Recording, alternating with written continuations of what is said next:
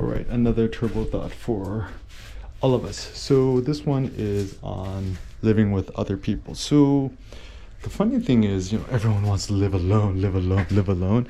I think it actually takes more skill and courage to live with other people than to live alone. Certainly, there are lots of upsides of living on your own. But honestly, I think the main thing, at least with us millennials, it's more of the notion of like being successful, right? Like how my friends can't find out that I'm living in my mom's basement or whatever. But in fact, like if you think about, traditionally, like if you're not married yet, like why would you live on alone? Even if you are married, right? Like why not leverage your family's resources in an intelligent way to best maximize your money and your time and stuff like that. And there are lots of benefits of living with other people, with family. A, meals tend to be easier. B, there's more shared household goods and supplies. Even the funny thing is being in the garage.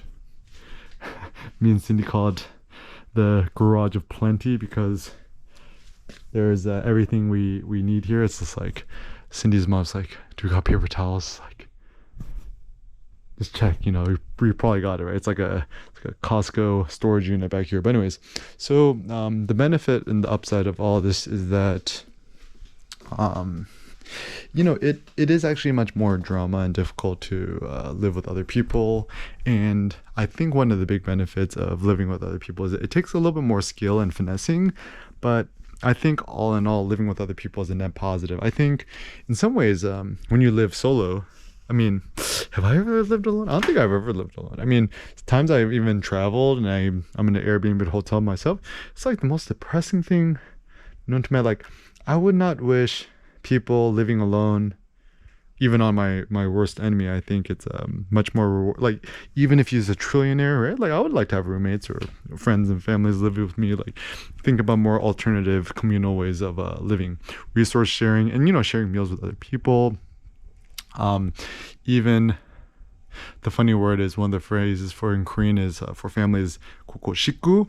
Shik is umshik, like food. Gu is like people. So the people you share a meal with is your family, right? So the whole saying is like families that eat together tend to be happier families, right? And so I would say in terms of the art of living with other people, it seems like the art then is just contribute to the household chores and also just kind of know that there's you're living with other people. Like certainly there's going to be certain downsides and there are going to be certain annoyances, but it's like not that big of a deal. It's like, of course, you got more people in a room, there's going to be more atoms and peoples and opinions being thrown around, and that's okay. So I would say just take it all in good stride.